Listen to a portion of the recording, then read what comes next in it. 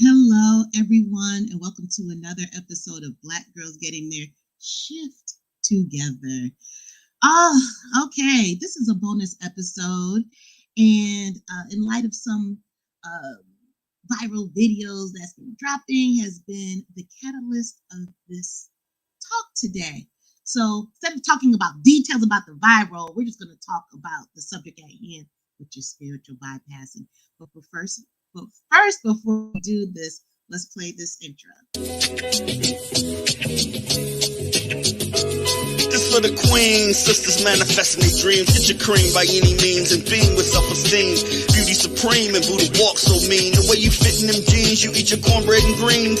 Dance or a doctor, red wine or vodka. Redesign your spot and redefine your mantra. Retwist your locks and realign your chakras. Doing your squats and getting closer to God, huh? Brunching with your squad or taking a girl's trip. Adjust your crown, you God's gift to the world, sis. Celestial body, drink your water. Meditate, sun-kissed goddess, heavenly order. Levitate, tribe of Ashanti, black girl magic, melanin popping, whether you ratchet or lavish, whether you bougie or savage, you a gift and a treasure. You got to love a black girl getting a shift together. Black girls are getting a shift together. These black girls getting a shift together, man. These black girls are getting a shift together. These black girls getting a shift together, dog.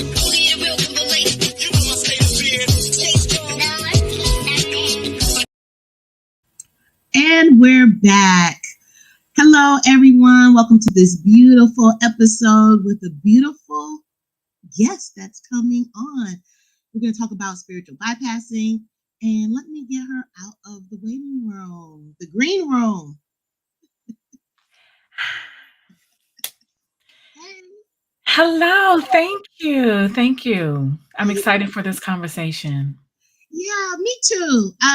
It needs to be had. We had a consensus that we're going to rattle this table a little bit, but we're solution based. So whatever we talk about, it's all about healing. The end result is the healing part. So everyone, welcome Cerita Yvonne from detoxmyrelationships.com.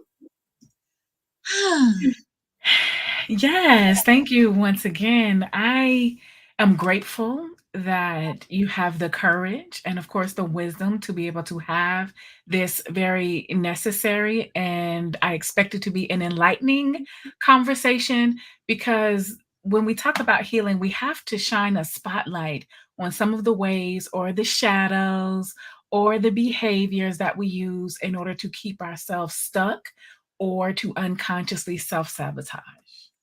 I love what you said about stuck, because sometimes it's easier to stay stuck than look in the shadow, as you say. And looking in the mirror can be very challenging and triggering at the same time, times 30. Yes, it can be, but it's also very freeing, right? That's real liberation. And I think for me, I want to have this conversation because there were many years and many dollars spent avoiding healing by using things like spiritual bypassing and toxic positivity. So this opportunity, it can be painful times 30. But when you think about changing your quality of life, of truly being empowered, it's worth it. The empowering word, that feels good, even hearing it in my ears. So let's talk about the spiritual bypassing. I'm going to read the definition, one of many, I should say, from Ingrid Clayton. She's a doctor, and she wrote this article in Psychology Today that spiritual bypassing is a defense mechanism. And according to Clayton, spiritual bypassing shields us from the truth and assists in avoidance of issues we face. It is more about checking out than checking in, and the difference is so subtle that we usually don't even know we're doing it. And we can override this human operating system that we live and breathe in every hour of the day. Ooh, what are your thoughts on that? I love it. Because it encompasses so many things. See, spiritual bypassing is a way that we use our spiritual beliefs, our practices, or our experiences to avoid dealing with uncomfortable feelings, unresolved wounds, and fundamental emotional and psychological needs. Now, they Girl, break that last one down. Break that down for me. well, it's a way that we use it's a way that we can avoid dealing with uncomfortable feelings, unresolved wounds, and fundamental emotional and psychological needs. So you mentioned defense mechanism, and I love it. Well, I'm a therapist, so of course I love it. I love it because it explains how we as human beings, we have built in defense mechanisms. And so these are ways or ways of being that allow us to push into our unconscious any material, any aspects of ourselves that we're not ready to deal with. So just like denial is a common defense mechanism, we can see how that's related to spiritual bypassing. We just use spirituality or God or religion as a means to deny. Mm. Everyone listening, let me know if this sounds familiar. And these are just hypothetical scenarios. Mm, Okay, you're in a relationship with your partner. We'll just say male, female for now. And your man has been cheating on you continuously. Um, you know what? He has spirit in him. We're going to pray about it. If this mhm, sounds familiar, drop a one in the comment section. Or if you've even said it, okay? Or say your wife, she's cheating or overspending. She's got those demons on her, the demons of the financial demons.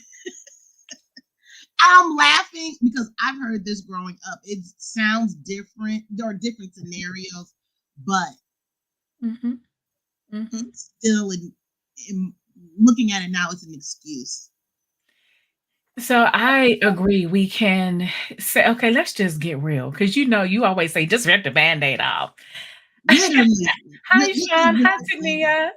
Thank you for being here. So here's the deal. When it comes to things like, we just gonna pray about it, or things that you have experienced that you Mhm. haven't really resolved, that you may not want to look at, that it's too painful, or you are dealing with some issues, situations, or relationships that are showing some bad, negative, toxic behaviors, and you are choosing to use your spiritual language or your Mm, religion in mm, order to excuse it, in order to avoid addressing or acknowledging what is happening, in order to have tough conversations, in order to avoid difficult or vulnerable feelings. That is spiritual bypassing. so if people still aren't getting it, think about a freeway. We're just gonna take this access road off of here instead of going through that accident. We're just gonna just get off on that We're exit. going to get off on the exit and we're going to say, God directed me. God told me. Because, our spirit told me just go right around. But see, if the true destination is empowerment, if it's liberation, if it's transcendence, if it's living into your spiritual identity, if it's about being the expression of your higher self, then you have to go through the journey. You have to go through the valley, because otherwise you are bringing your denial, your drama, your avoidance to your relationship with God. Hmm. What do you say to people who say that it's too painful to stay on that freeway and it's just easy to get on that exit ramp? So there's a couple of things I would say. First of all, I have to say, as I always try to, is that none of this conversation is meant to judge or shame or blame. This is Absolutely. about true enlightenment, meaning that you have the capacity to embrace all that you are and step more firmly and deeply into your faith. See, if in the inside of a human being, and especially inside of the mind, fear and love cannot exist at the same time. So if someone says, well, it's too painful, then I question, how much are you leaning into your faith? How much are you really relying on the word? How much are you really trying to shore up your relationship with God or spirit or the creator, whatever label works for you? Because this is not about one way of doing things, it's about using your relationship with God in order to avoid really becoming the promise that is on the other side of Mhm. how life can be, of how you can feel, of how you can really live into your purpose and into your passion. Well, if you are afraid of what it means to be human, then Mhm. how self destructive will you be to yourself? Fear is self destructive. If we live in it, if we breathe it in, if we give it life, if we use our divine capacity to make it real and to worship as it and to worship it as if it was a false idol. Okay, that answered my question. I was going to ask you, how come love and fear cannot exist together and live together? Well, at the same time, in the same mind, because if you're afraid, you are temporarily disconnected from that fear experience of love, that experience of comfort, that experience of feeling secure. And it's just a decision away. It can be just a thought away, but in that moment or in that time, or if it's a particular experience or incident that you are too afraid to face, then you may be, and usually we are, disconnected from our faith, from our tools and resources, from our sense of resilience, because the fear is the block. Okay, that clicked when you said that the fear is the block. So, hmm. So, how can you explain how that spiritual bypassing can and avoid or ignore any deep rooted traumas? Absolutely. So there's a lot of ways actually, and some of the ones that I want to speak to now Mm. is excessive positivity.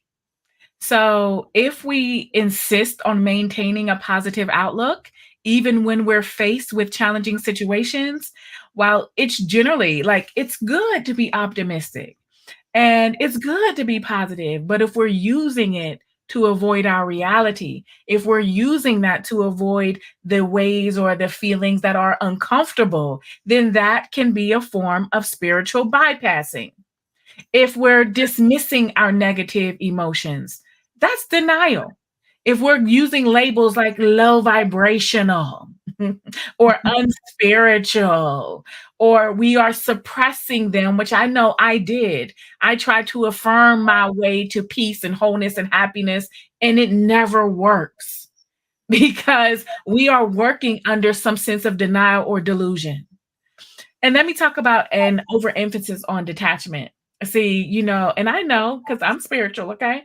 So there's this idea that, if we're more detached, if we're not attached to the outcome, because that's things I used to tell myself, then, we can disconnect from our emotions and our personal responsibilities and our relationships.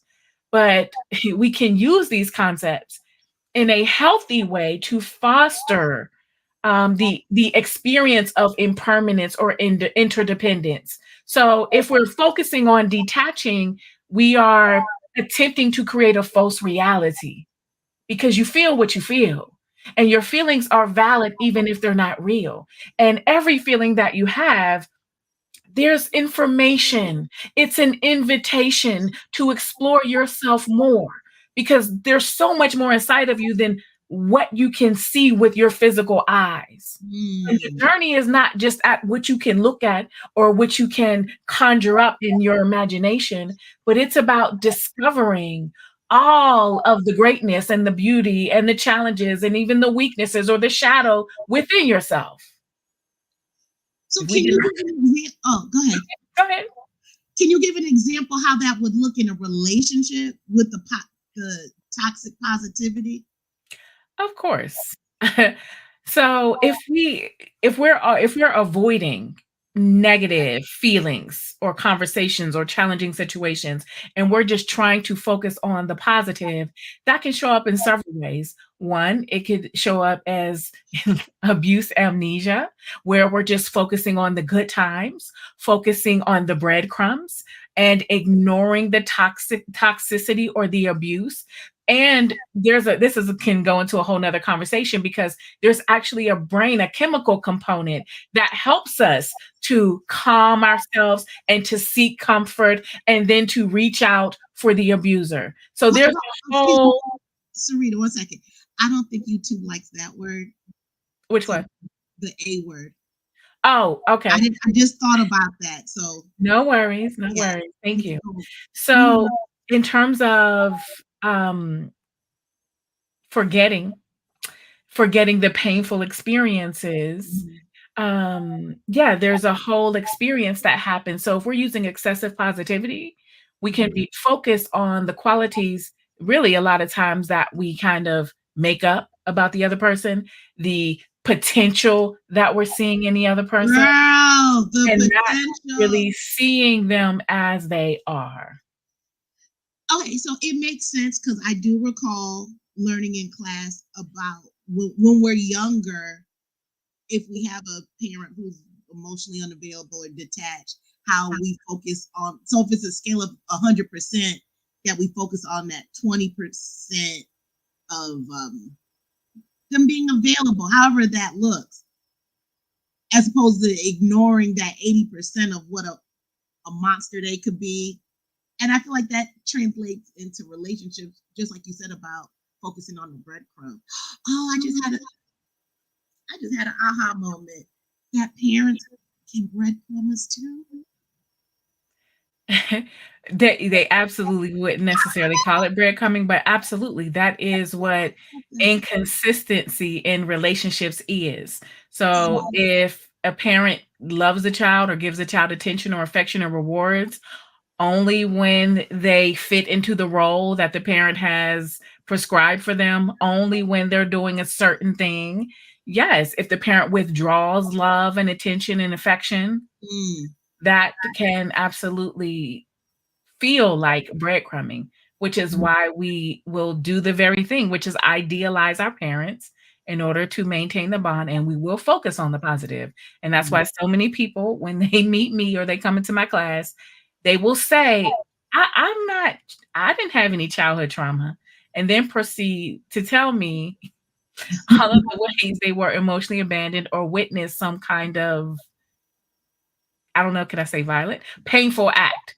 Witness some kind of painful act. Right. Mhm. Can we do a show in the future on ACEs? We've been talking about it in the past, but we never. Can we put a pin in that? Yes, you mentioned it, and I don't know if you wanna briefly explain that now, but we can absolutely do that. Okay. Well, I'll let you. You're the professional with it because I can give a matchbook definition, but if you can't explain what ACEs are, So, and wait, excuse this me. is I And will if connect. anyone's interested in the show, drop a one in the comments after Sarita explains what it is, and just say, you know what? I think I would like for them to go a little deeper with that. Okay, now go. So, ACEs, and I will do my best to tie this into spiritual bypassing. Mhm. ACEs are adverse childhood experiences, and they look at 10 domains to see if an individual between the age of 0 and 17 experience things like, apparently, that I can't say on YouTube, but like emotional neglect if a parent or relative went to prison. And so these indicators actually show the trajectory of mental and physical illness based on the number of ACEs that you have. And so this was a 17,000 participant study that has a lot of weight, that has shaped trauma research and the understanding of trauma in so many ways. So that's the brief breakdown. Now, how Mm, could that relate to spiritual bypassing? Well, the things that we experience in childhood, or even the things that we didn't experience, like consistent love, attention, and validation, could show up, especially if we received any kind of gaslighting, like, you didn't see that, you didn't hear that, I never told you that. What's wrong with you? Why do you feel that way? If these experiences were constant, That is gaslighting, and it can shape the way a person thinks and behaves in relationships. So if we bring that back to spiritual bypassing, if I've learned to focus on the positive, Mhm. because that was safer in the environment that I grew up in, because I was not allowed to address things directly, because I was shamed or hurt in some way if I tried to speak up or stand up for myself. And especially if the household had some kind of religious or spiritual foundation and everything was about, well, just pray about it. We can pick up those same ways of thinking and behaving and believing using whatever tools, whether it's our own denial or spiritual bypassing, in order to address the times or the ways or the situations where we're hurt, denied, devalued, or disregarded. Mm. Okay, I'm gonna be transparent. I'm gonna share something. So, how I grew up, there was a parent who extremely explosive. Okay, those words were very hurtful and explosive. And what I was always told from several family members, well, that's just how that's before they were saved. Meanwhile, they were verbally a user, right?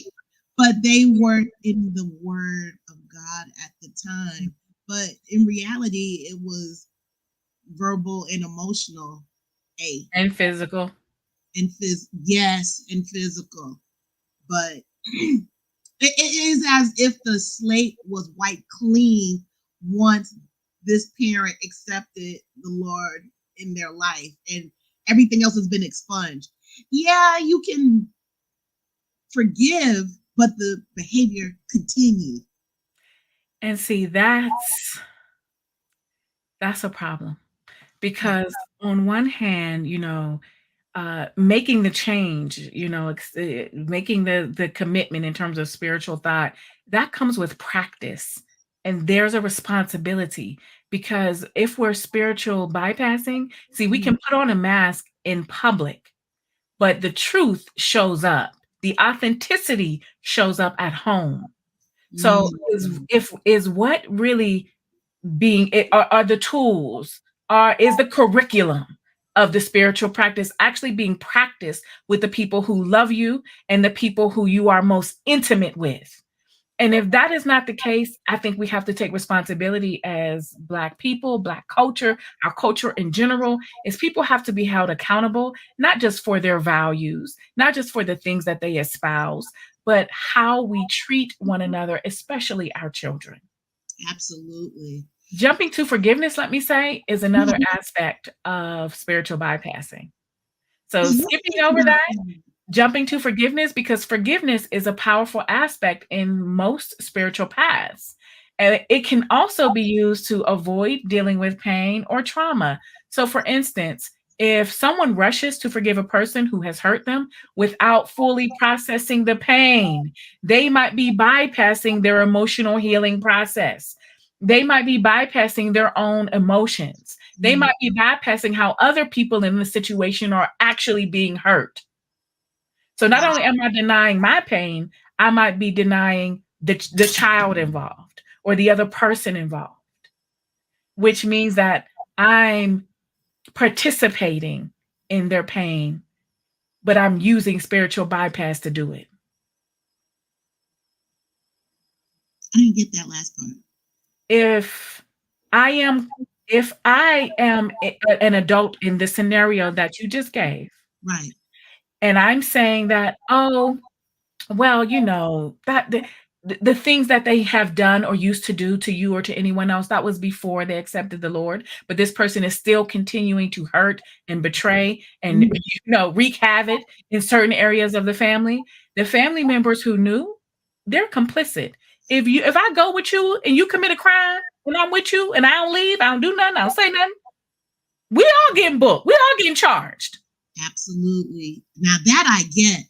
That's the same thing. Right. Okay. I saw this on social media, or I heard it in the podcast, and the host said that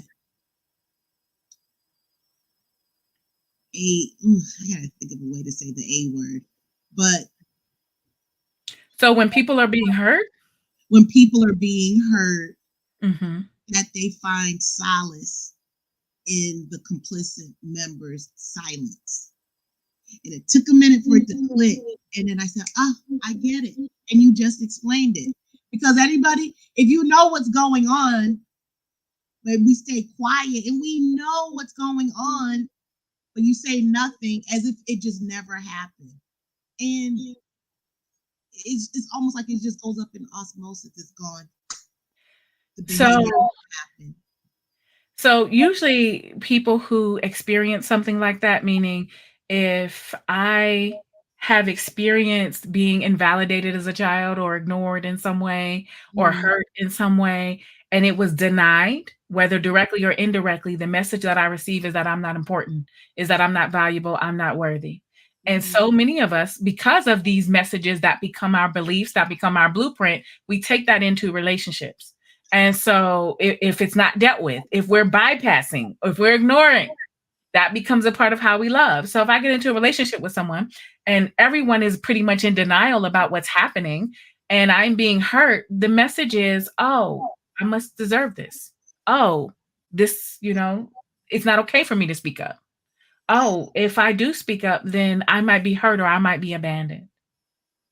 And so the denial I get what they're saying when they say you find solace, but I think it also really speaks to that this is what is familiar.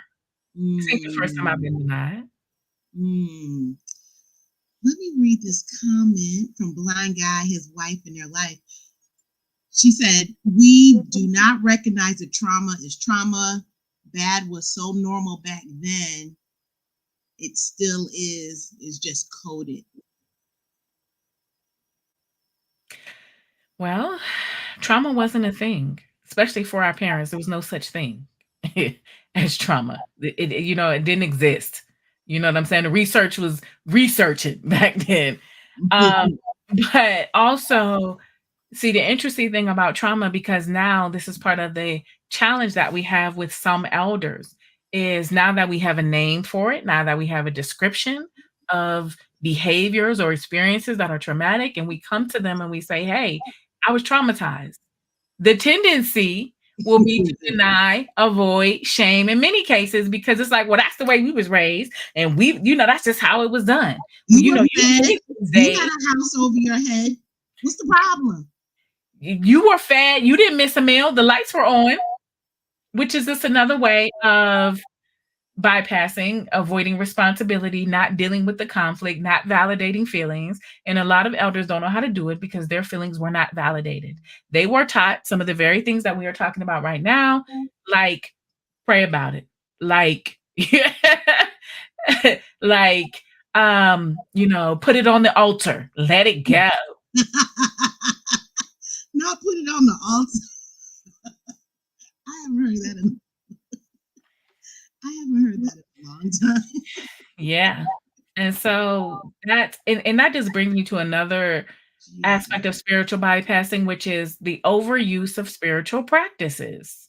So we can use our prayer, our meditation, or our other spiritual practices to become beneficial. But here's the real: we can also use it to disassociate, to check out, to mentally distance ourselves from any issues, any uncomfortable feelings, because we can use these practices to escape.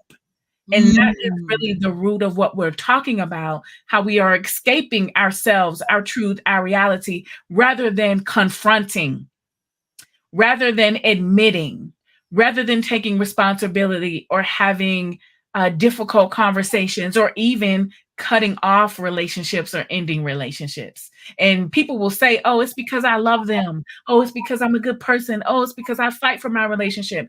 But really, what's underneath that in a lot of ways is because they have a fear of abandonment, because they really feel unworthy. And see, that's why we can spiritually bypass all day, but we ain't getting to the root, and the behaviors and the relationships aren't changing because you are not dealing with your own fear. And I like what you said because if you don't deal with it, that's how the cycle continues. It just looks Absolutely. different. It may be a different person, but It looks different, but it's still there. Your patterns tell you everything about who you really are. Not your vision boards, not your Bible study. Your patterns are going to show you exactly who you are and what you think. You can use whatever tools you like in order to avoid that, but you will just get more of the same because you are denying the very truth that you are praying for. Mm. You know, you're making my head really, I'm getting a lot of moments. It makes sense what you said about the cycles as well, because I'm thinking about how I grew up in everything that happened, the patterns, as you said. And it makes sense on how much time we spent in church. And as I was prepping for this show, I was driving today and I thought about it. How many days we were in church. For me, it was 7 days a week. There was no escape. Church was the escape. Yeah, but it did more damage. But you're right, it was the escape because it was the school, which was in the church.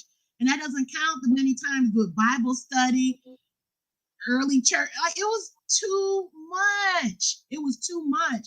But now that I'm talking about it, it makes sense. It's almost like wanting it to beat it out of what was really going on in the home, because everything looked good on the outside, but we open those doors past 5 o'clock p.m. Eastern Standard Time, it is on and popping in that house. But we're gonna go right back to church that Thursday night for Thursday night Bible study, and it's as if it was just expunging, but it would come back again. Those patterns. That's right, Vicinda. The patterns. And see, I think that, some we absolutely, I'm using my words carefully here, is we can use the,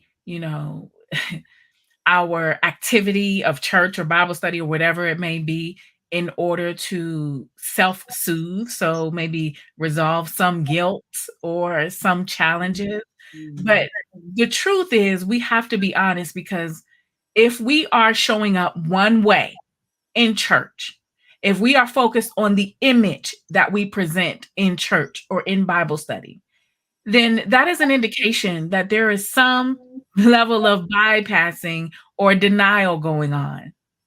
And I say that, of course, not to judge, but the practice for me of true spirituality is about mindfulness. And we can connect the therapeutic aspect with the spiritual aspect, because it's about becoming more conscious of yourself, of your power, of your habits, of your patterns. And if you Mm-hmm. are using, whether it's church or drugs, to self medicate, the effect is the same. You're just trying to soothe yourself from the pain that absolutely will reoccur again, will come back again, will be reflected again, because you cannot do enough to escape yourself. I like that last sentence. You cannot do enough to escape yourself. You cannot. Right. And doing the church, I won't say church, but just the whole spiritual aspect of making sure your brand management stays on point, is Mhm. that bringing that subconscious to the front. I like that a lot, because I think we just go on autopilot so often. Doesn't matter, because we represent every Sunday morning and evening service.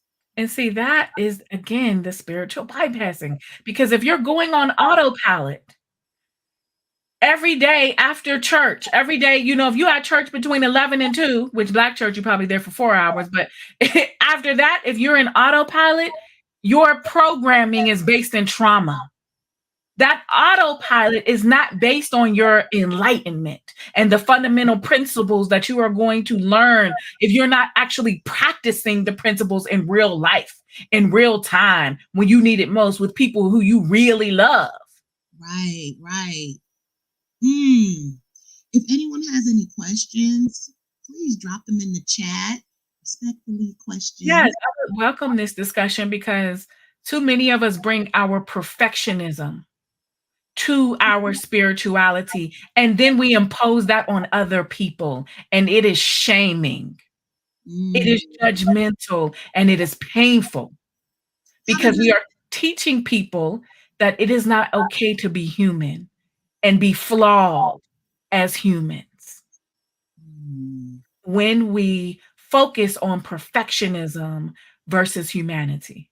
Wow. Now, what were you about to say? You just answered my question about the shaming part, but you brought up the It's perfectionism. very shaming if I come to church or whatever spiritual class or my family who's religious and I tell them about my struggles with my anger or rage, my struggles with alcohol or substance use, Mhm. my deep sense of unworthiness, and I am met with some spiritual platitude or I am met with a verse that I need to go read. Basically what is happening over and over and over again is the humanity of the being in front of you is being invalidated Mm. constantly. Like somehow, because you have these very human, very natural experiences, you must be flawed, you must be bad, you must be broken. Do not show that because we don't want to know the real you. We prefer the mask. Wow. If anyone is feeling this, what Sarita is saying, or if it sounds familiar, if it resonates, drop a one in the comments. I would watch this movie a few years back, and this the daughter. Okay, the family went to church. That was their staple. That's fine. Well, the teenager daughter, she was pregnant. I'm getting some ones in the comment section already. This is great. So the daughter became pregnant, and the parents made the daughter go in front of the church and confess her sins by being a teenager mother. Mm, I okay. thought that was horrible. And there was no conversation. It was ship her down south. Mhm. And she had the baby down south. No conversation whatsoever. And it's supposed the talking and however that looks, they rather shame her and then had the church join in on the shame. That broke my heart. I think that some of this, what we now recognize as shaming, was normal practice because shame is a very effective motivator.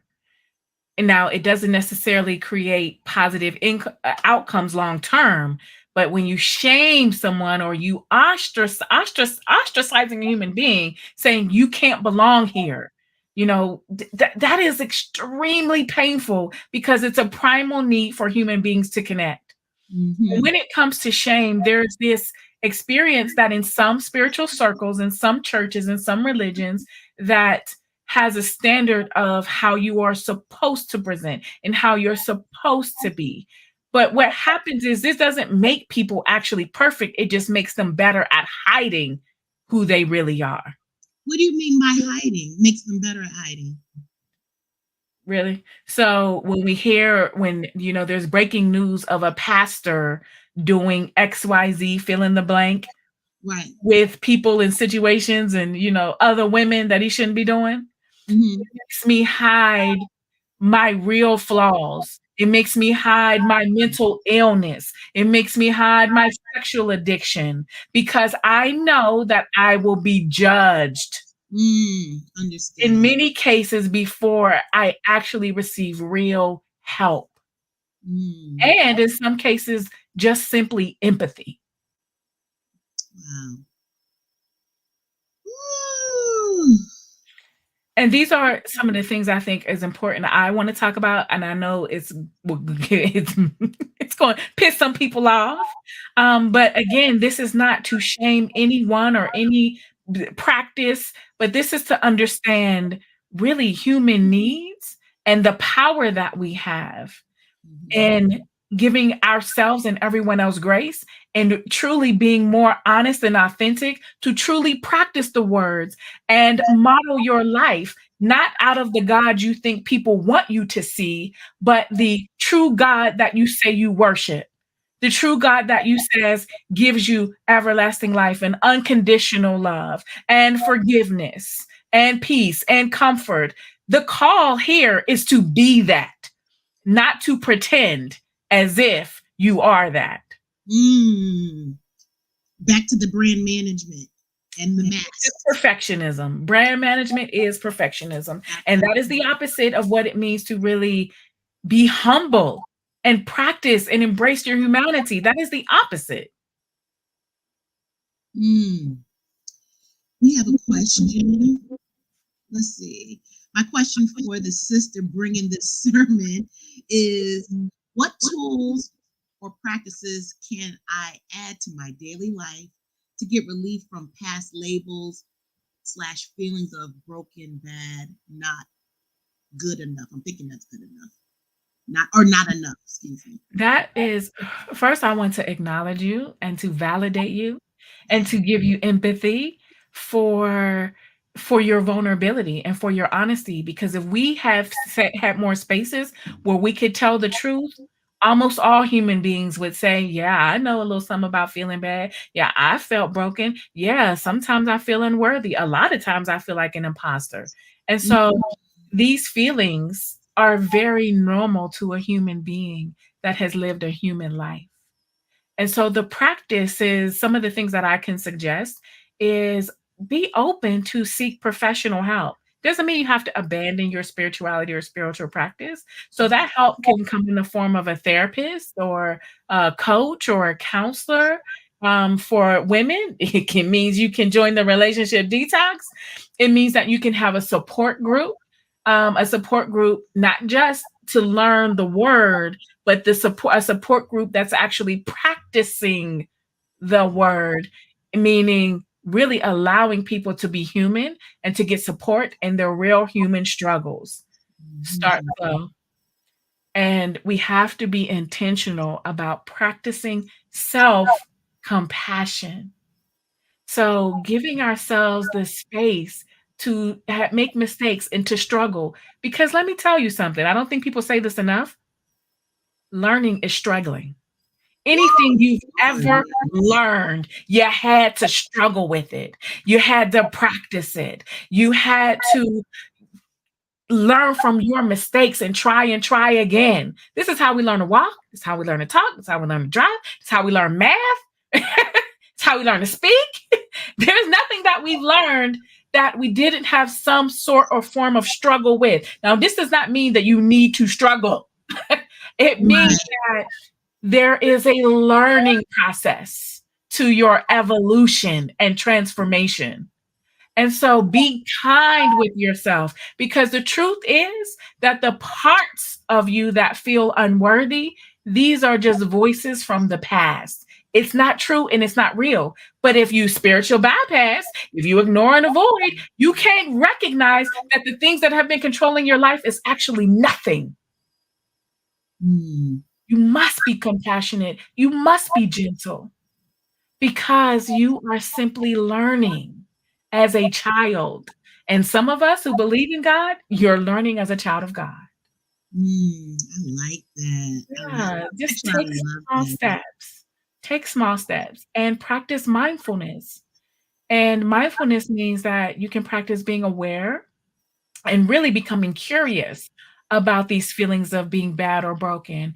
And I bet you, and I really encourage you to ask yourself, what is the story of the brokenness? When was the first time you felt it? What is this story connected to? And I promise you, you will find that it is connected to an event of the past.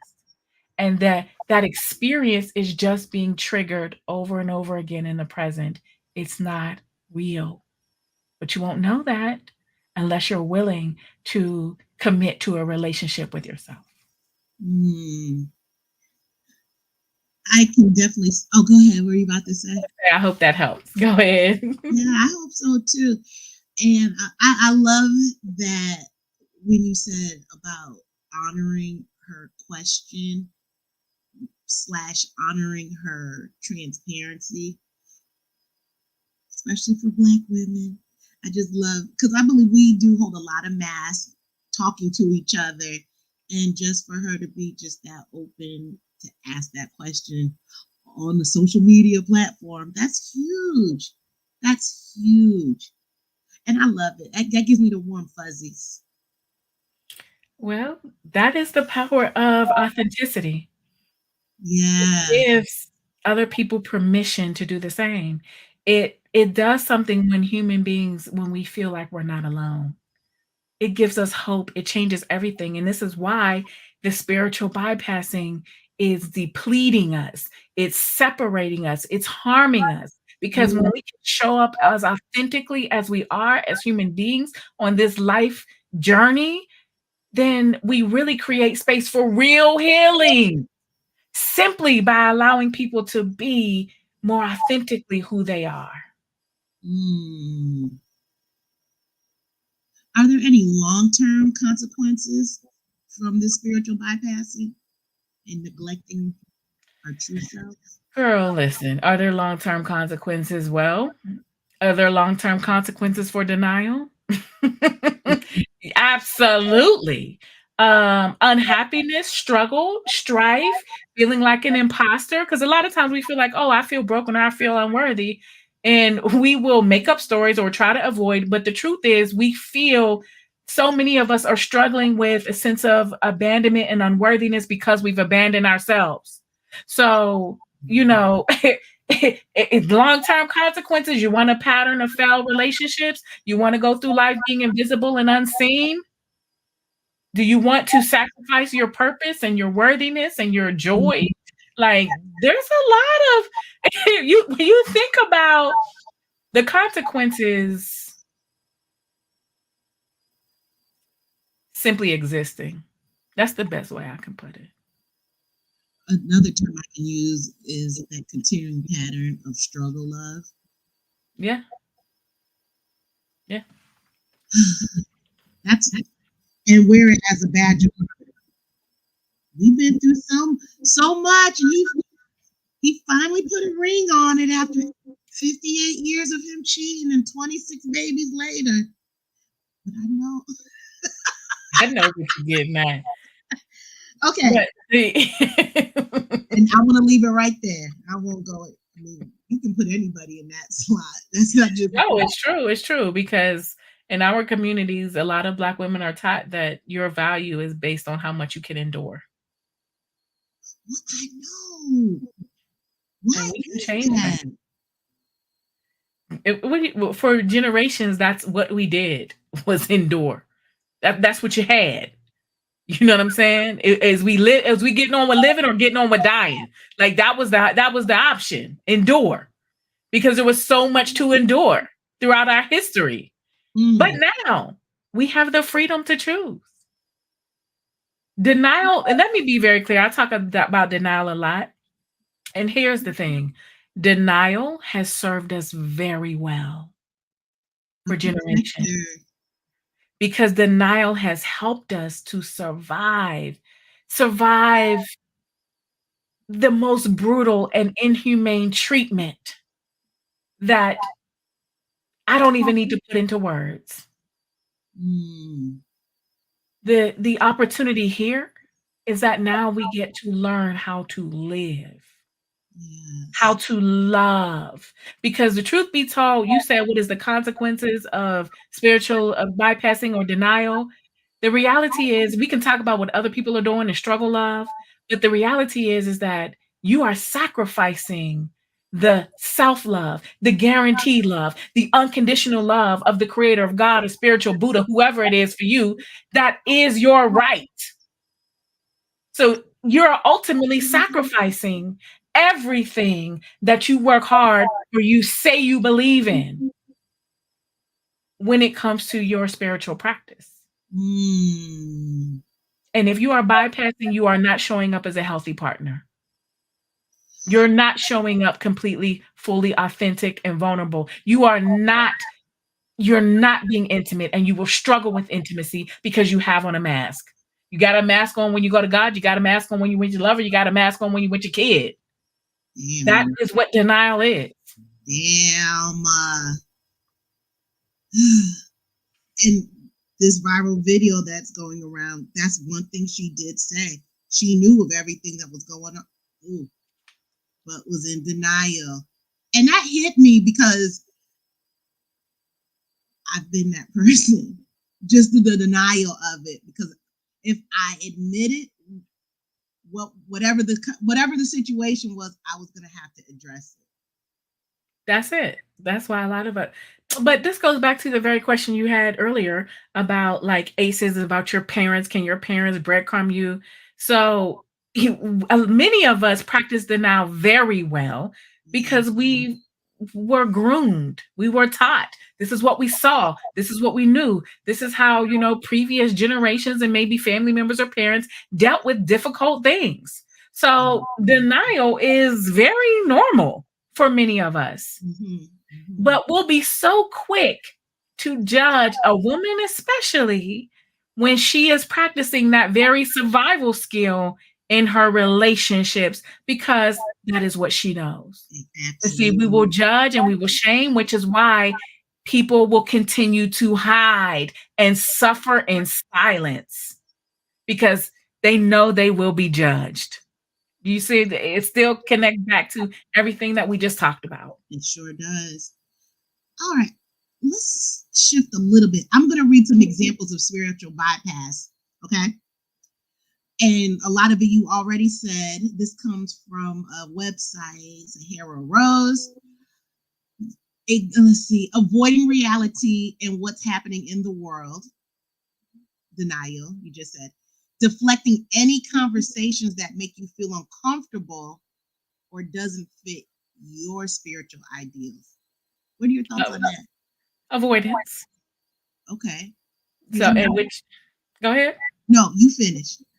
Avoidance is a common, that's what spiritual bypassing can be, is avoidance, a way to avoid a difficult reality.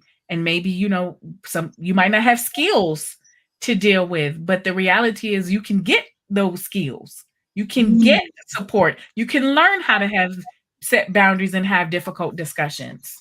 Okay, I like that. I like that explanation. Seeing yourself as the chosen one.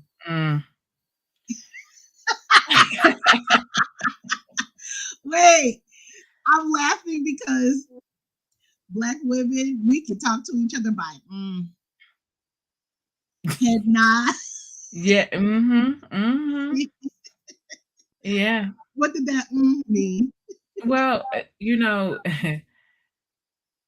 we can fake enlightenment.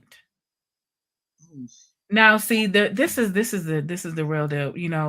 It can be easy to put on your perfectionistic mask, to put yourself on a pedestal, to sell your image to the public about who you are. But see, the chosen one don't have to tell anybody they the chosen one, because their acts, their behavior is going to tell everybody who they are. That's so true. You know what I'm saying? I don't have to say, I'm authentic, because that why do I need to go around giving, what I'm saying, explanations? So that right there is a red flag. If anyone is putting themselves in that position automatically, and we need to pay attention to that, not judge, but we need to pay attention to that, because what you do and who you are and how you treat people will tell everybody everything that they need to know. Wait, let me tell you this. I just thought of this. One of my coworkers from a long time ago. I remember I came to work and she's always up to put herself on a pedestal. That's just how she literally walked around, and she would make her little side comments. And her husband was a pastor, and she was very she was a first lady, okay, for a little while. And the reason why it was a little while is because, let me back up. I remember I came to work wearing red nail polish. She talked nail polish. She shamed me, even though I didn't give a damn, but she shamed me that entire day because I'm wearing red nail polish. Why did a few years later she unalived someone in her family? She was on Snapped. So you talk about my red nail polish, but you unalive someone. Isn't that So, wild to me? well, really what that is perfectionism. And someone with high traits of, or let me, because I want to be clear with my words. The person that we all love to hate, which is the narcissist or someone with high narcissistic traits, they're Right. very perfectionistic because the perfectionism is hiding the hole in their soul, which is toxic shame.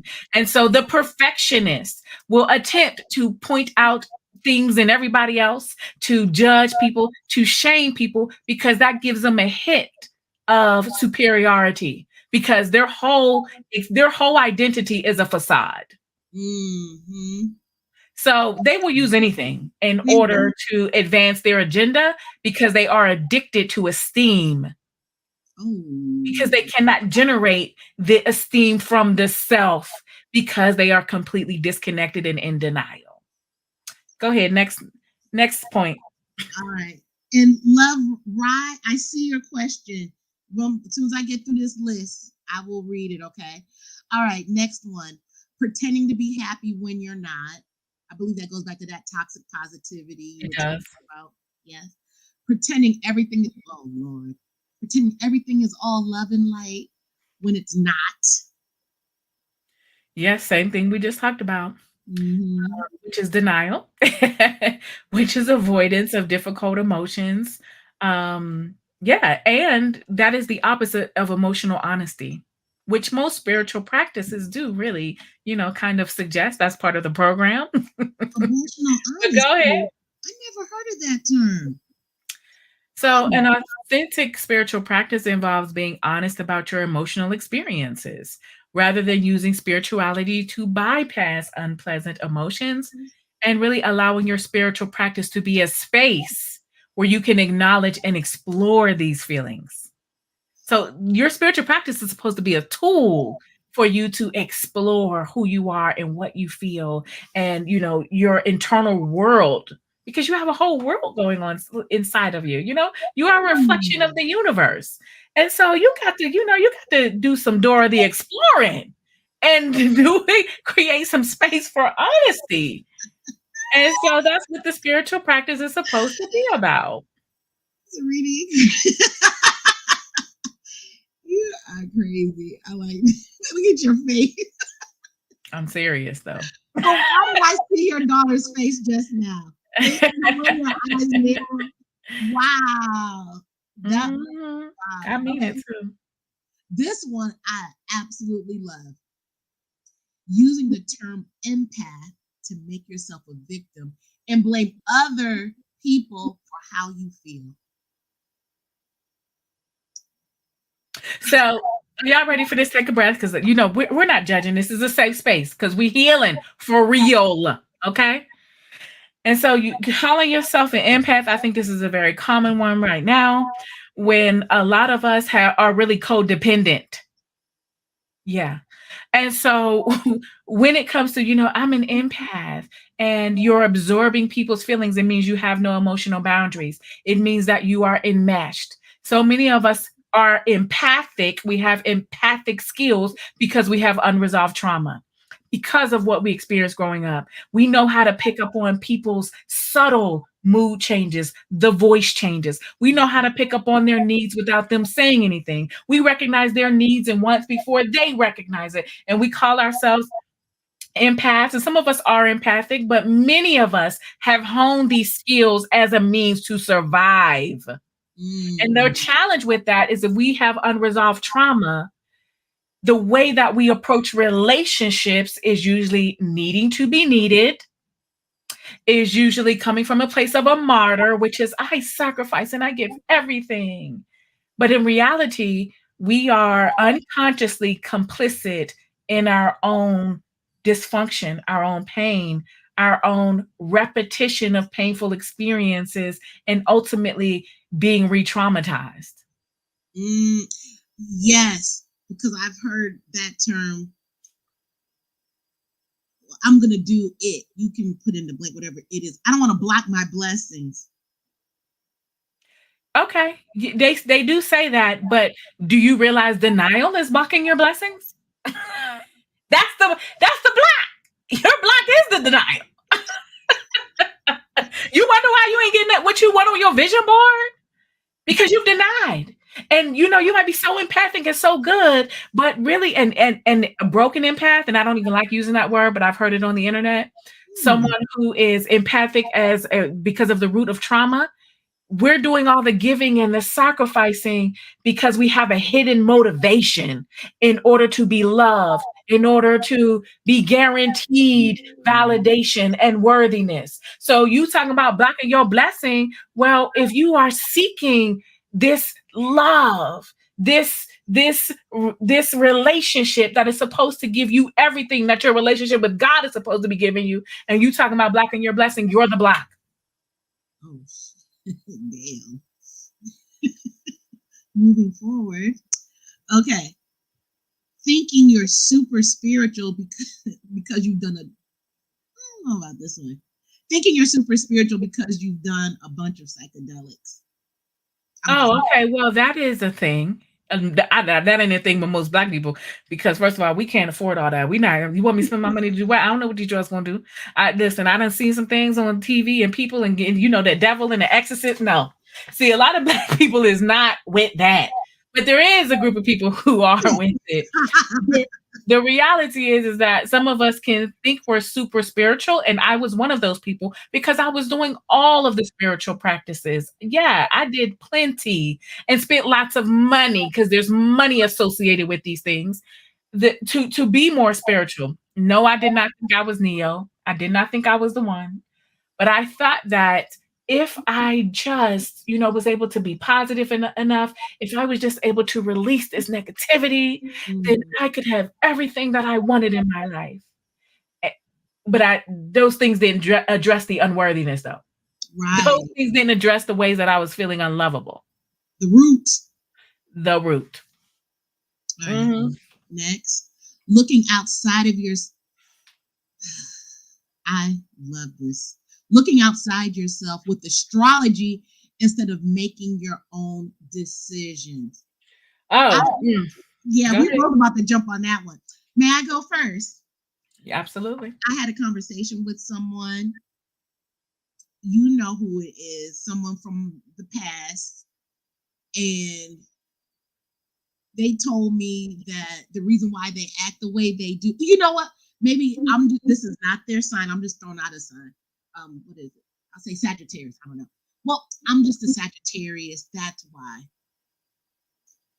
No, yeah, you are a Sagittarius, whatever month that is, but there's a lot of underlying trauma that goes on, and your the toxic patterns that they had, they blamed it on their astrological sign.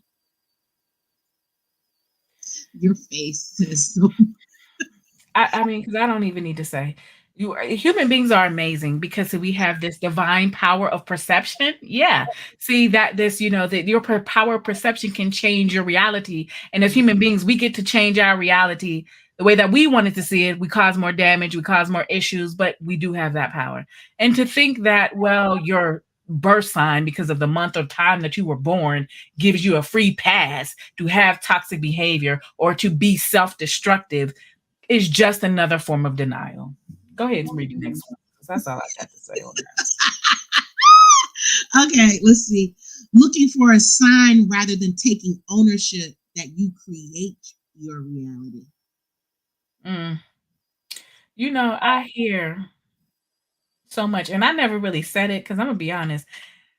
I never said what I'm about to say because I knew I couldn't even discern between is this my 12-year-old, my crazy part, my God told me. I hear that so many times as a therapist. My clients have said it to me many times. Well, God told me, and I'm like, God don't listen. I am not the one, but I can tell you what you just told me. God ain't told you that. You told you that. And I think discernment when we are practicing our spirituality and to be able to discern the difference between your ego's voice, which is very loud, which is based in self protection, which EOS? is fear based, You said EOS voice? ego, Oh, ego. Okay. which is fear based, is very different than the still small voice of wisdom or God or your intuition. It's a very different experience. And Wow. it's based, I mean, the source is Wow. different. And so it's easy for people to label a thing and say, well, God told me to do this thing. And we will use that approach to self sabotage. It's just not time yet. I'm just not ready yet because we don't really want to address the real fear that we have of really being successful or failing. So the idea that I lost my whole train of thought. What was the thing? What was it? About the blaming your astrological Oh, sign. yes. Yes. So this whole thing about, an astrological sign or anything else is really a way that we get to stay disempowered. That's the bottom line. Mhm. We have three more. Thinking a guru, saint, or teacher has the answers. Mm, yeah, I can see that. There was times in my life when I thought that, and anyone who's worked with me, I will always defer you to or refer you to check in with yourself Yeah, I because believe the that too. answer is within you. The power is within you. The God in you can tell you everything that I couldn't even think of because you are the one that you've been waiting for.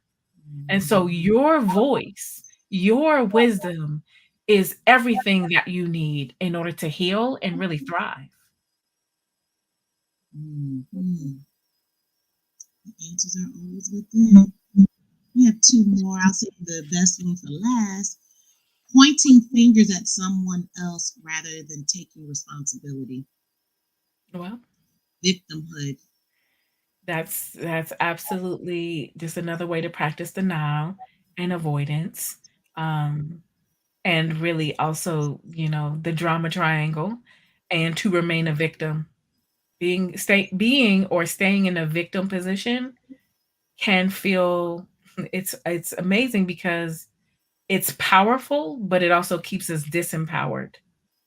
Right, Because right. yeah, then I get to always make an excuse why something isn't going my way, and I don't have to do the work. Ooh, ouch, ouch. So this last example goes back to what we said in the very beginning as an example of thinking if you just send prayers and meditate, the issue will go away. I'm Hmm. gonna pray about it. God's got this. Leave it in His Well, hands. there's been a lot of prayers and thoughts in every mass shooting that we've had. That's lots of prayers and lots of thoughts and very little action, in order to make sure that we are keeping ourselves safe, our community safe, our children safe. So Mm, thoughts and prayers can be very helpful, but you know what? As human beings, some of the things we've already talked about, so could simply holding space, giving empathy, um, being willing to do the work, whether it's internally, it's within your community, whether it's within your church, to create a safe space for authenticity and for vulnerability and for change, right? Because it's supposed to be about transformation. And also that applies in the political sphere, in every area of our lives. It's the same thing. Like positive thoughts and prayer, okay. But what are we going to do? How can we help? In what ways do we need to change? And how can we support one another through that change? mhm, I think that's the key. I like that. If you all are feeling this conversation again, talk to us in the comments. Let us know. Let us know. Drop a one if you like it. I have a question for you from Love Ray. Mhm. My apologies if I'm pronouncing that incorrectly. I love this transparent question. She said, what would you suggest the first steps that should start should be to start taking off our quote unquote mask? I often feel like I'm wearing a mask, but it usually feels like it's necessary to wear it. That's a good question. It's an excellent question. And the mask is really our armor. It's the way that we stay safe. It's the way that we get love and validation. It might be the way that we actually get a sense of worthiness. And so you said it feels like it's necessary for me to wear. Well, especially if you've never really felt safe, then it absolutely can feel necessary to wear. And so some of the things that I talked about earlier about like having emotional honesty, the first step to, I think, for you in this question would be to get to the root of understanding, why do you need a mask? Mm, What's going on that you feel like it's necessary to keep it? Because that's going to tell you the story, your story about the purpose of the mask, which essentially means that it's your purpose of the reason why you need protection. And when you can understand that and bring your compassion to understanding, how did you get here? Why is it that you're not safe to be authentic?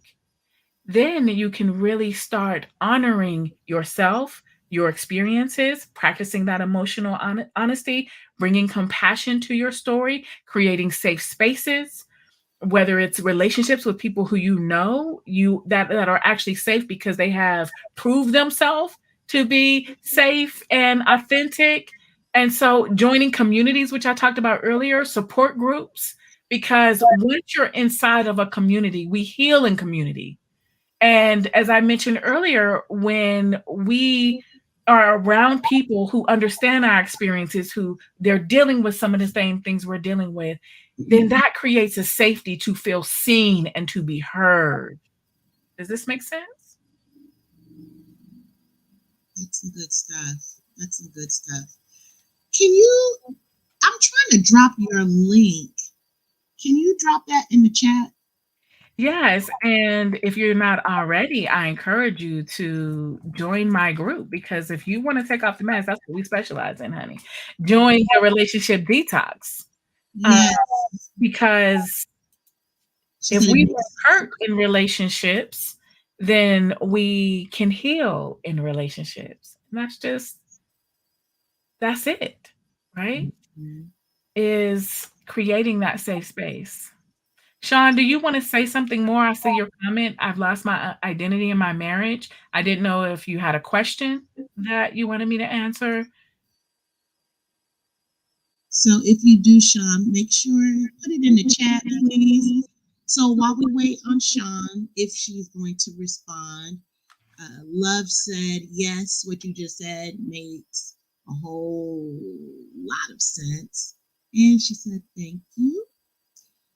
So while we wait on her response, if she does, so in your opinion, just to wrap things up, what are some practical steps that an individual can take to ensure that they're not bypassing their healing process, but So, engaging their unresolved traumas?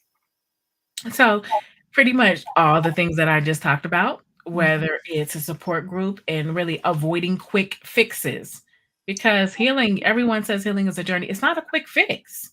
And so there is no real quick fix. There are practices, but there's no quick fix to healing deep emotional pain.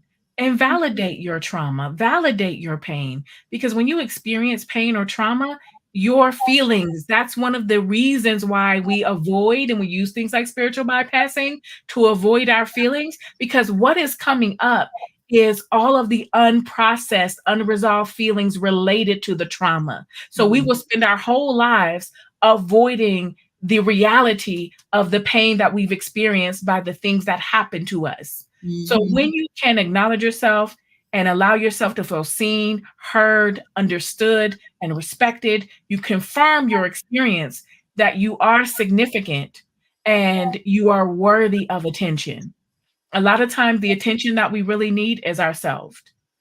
And so you can incorporate trauma informed practices. Again, you can join the relationship detox. But also therapy is always an option. Definitely Yeah. be open to that. I Um, love it, therapy. I absolutely in practice setting boundaries, getting the tools if you don't have them already. Boundaries are imperative. Those of us who might consider ourselves empath or, really just, loyal servants of the Lord, and we don't set boundaries, we may not be aware how we're constantly sacrificing ourselves.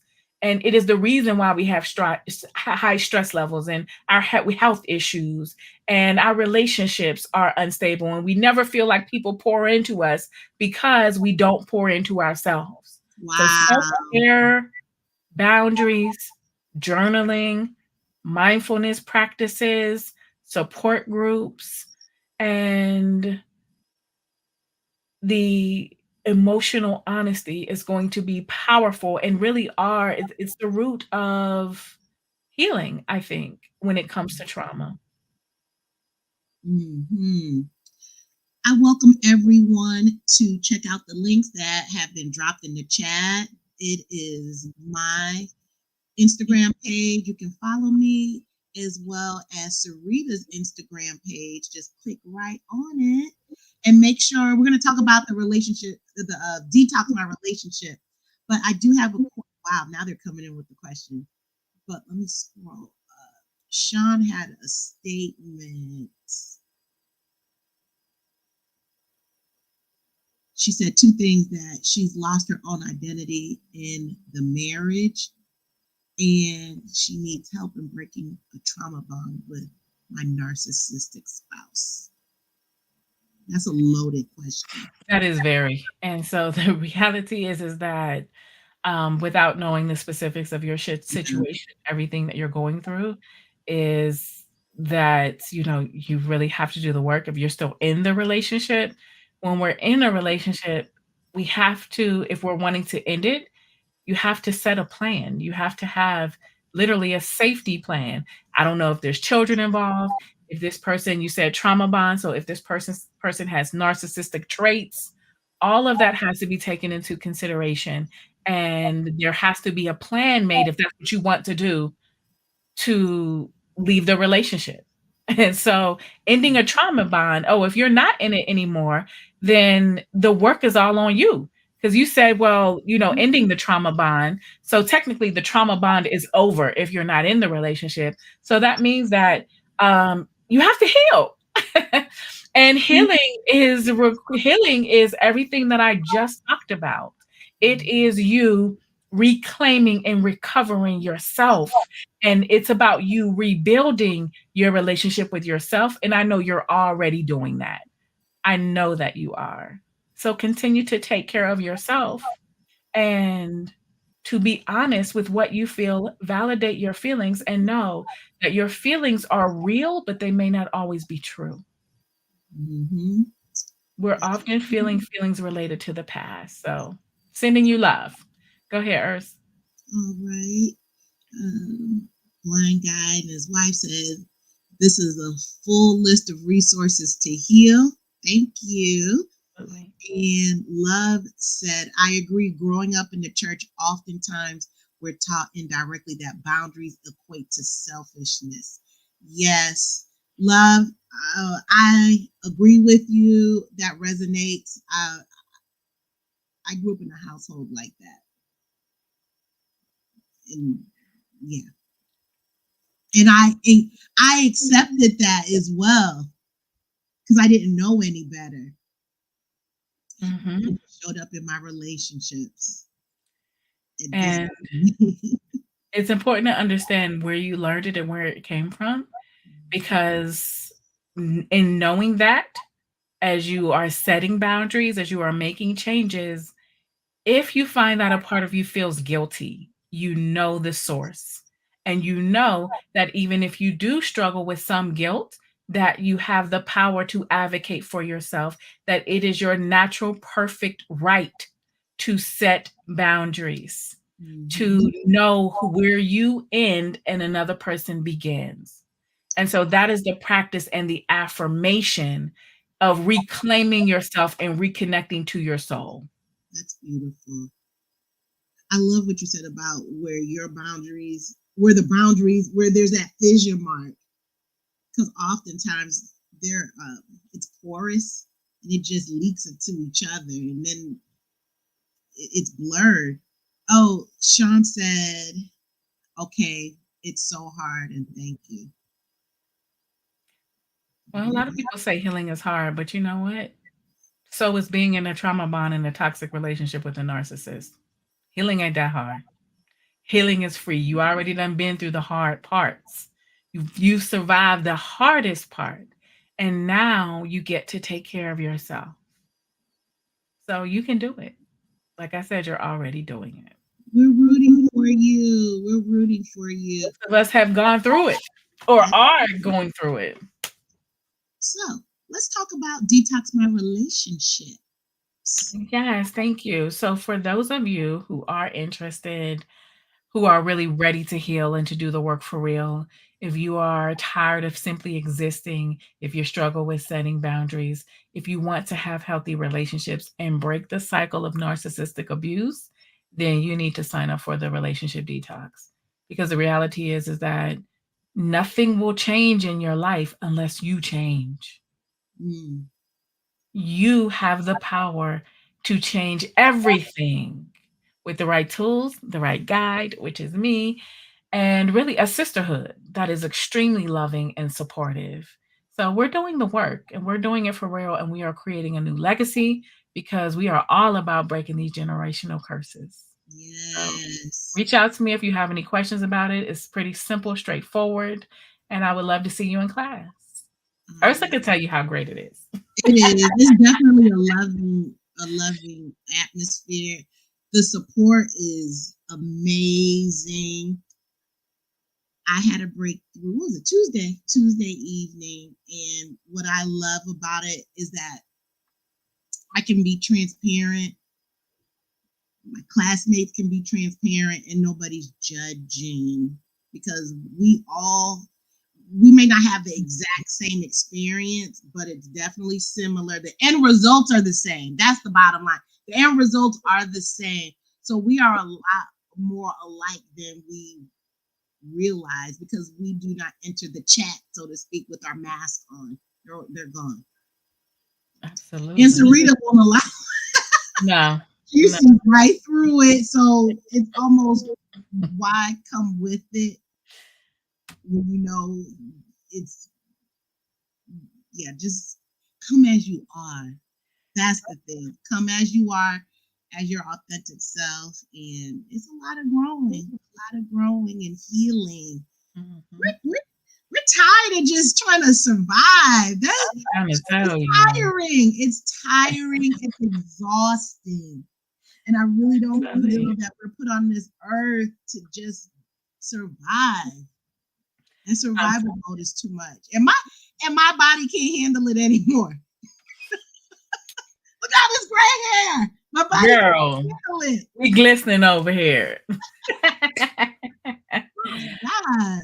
That's what it is about, and I'm grateful. I'm privileged to be able to share space with women who are so authentic and so committed and just ride or die for not for that struggle of, but for their own soul. You know what I'm saying? Just really showing up for themselves. And I love it. And I love you. And so, I think that when we heal, we really change the world. This is it. It really is. Oh, listen, Deborah or Deborah. I hope I pronounced it correctly. She said, "I am ready to live." Girl, come on and join the relationship detox, Yeah, baby. Come ready, through. ready to live. That struggle love is old. The toxic ass older, the elders in the family saying whatever they want, that's old. Not Mutual respect is the new Yeah, sexy. absolutely. The ears don't turn off of respect, no matter how, whatever decade of age you're in. Mhm. No, it's Mhm. right across the board. That's living. You're right, when you can have mutual conversations. even from a 90 to a 9-year-old. Absolutely. Mutual Love, respect and empathy. we love you too. She said, thanks for this conversation. Thank you for being here. I thank you all for being willing to have this conversation with us. I thank you all for your vulnerability and for your emotional honesty. Because, like I said, when we show up authentically, we give others permission to do the same. So, Absolutely. perfection takes a lot of work and it will literally kill you. Before we get off, can we? No, I've just been so inspired by what we learned in class. No, but I guess people will have to sign up just to see. I'm just really inspired by the limiting beliefs. Oh, okay. So, what was your question? Go ahead.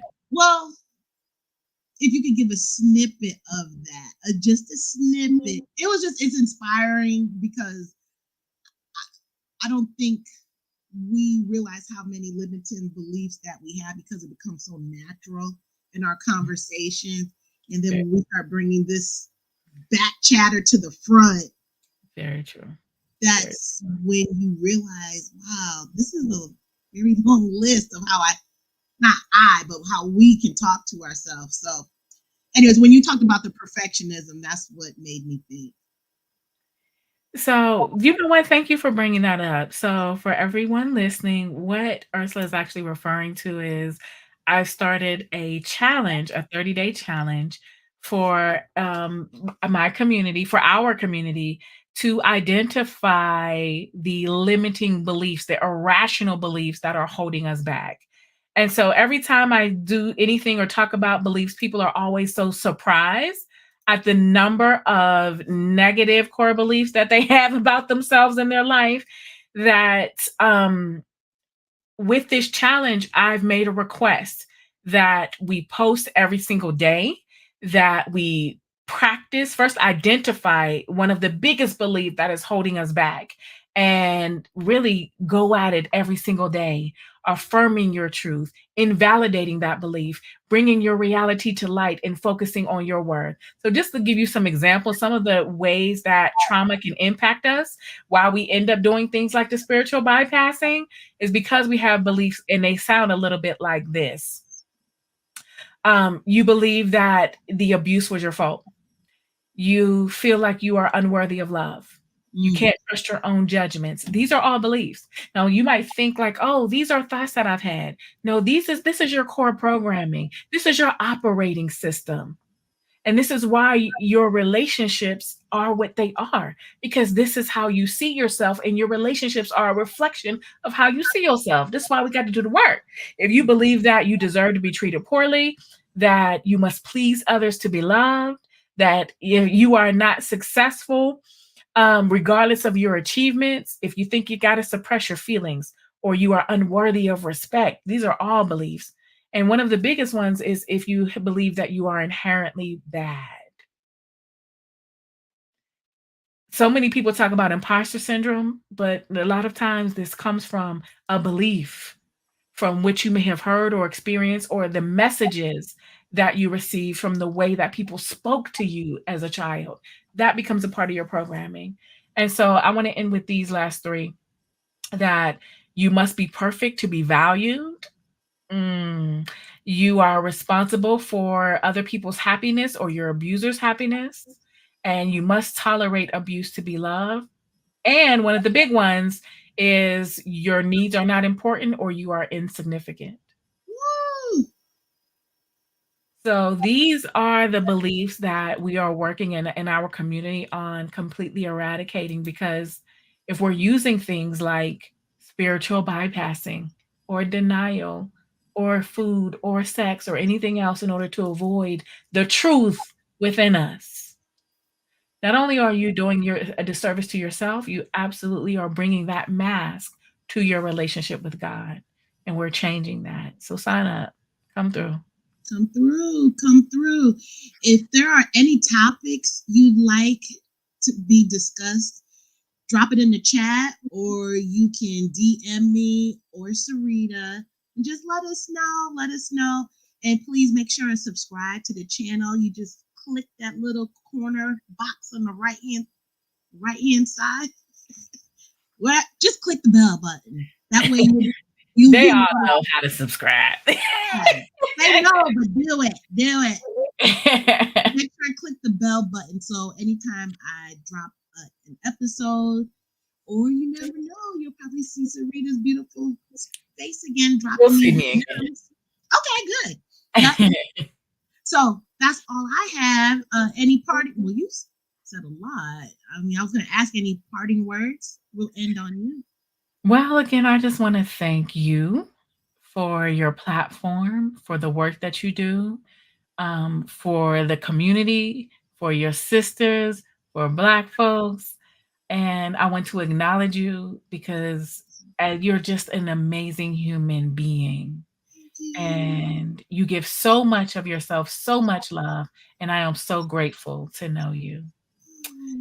And thank you for, of course, being a part of my community, of our community, and just making it that much better. So I'm so excited for the work that you do, for the work that I do. And really, when I see women on their healing journey, we become unstoppable. And that's really what I love, how we show up in the world differently, how we reclaim ourselves and everything that we are worthy and deserving of. And you deserve all of that and more. You don't have to settle for less. I love you. I'm grateful for you. I'm glad that you are willing to have this conversation and not feel attacked or shamed, and to learn some things so that you can deepen and better all of your relationships, especially your spiritual one. I love it. That was some good stuff. Good stuff. Make sure you drop your topics that you all want. I want you all to have a beautiful day. Marinate on what was just said. And Cerita, I love everything about you. I thought it was just on Tuesday nights that I still learned something new about myself, but damn, here we are on a Thursday. I love it. I wouldn't have it any other way. Pulling that wig back. Oh my God. All right. You're welcome, Deborah Ann. Thank you. Have a good evening. Take care. Bye. This for the queens, sisters manifesting their dreams. Get your cream by any means and beam with self-esteem. Beauty supreme and booty walk so mean. The way you fit in them jeans, you eat your cornbread and greens. Dance or a doctor, red wine or vodka. Redesign your spot and redefine your mantra. Retwist your locks and realign your chakras. Doing your squats and getting closer to God, huh? Brunching with your squad or taking a girl's trip. Adjust your crown, you God's gift to the world, sis. Celestial body, drink your water. Meditate, sun kiss goddess, heavenly order. Levitate, tribe of Ashanti. Black girl magic, melanin popping. Whether you ratchet or lavish, whether you bougie or savage, you a gift and a treasure. You got to love a black girl getting a shift together. Black girls are getting a shift together. These black girls getting a shift together, man. These black girls are getting a shift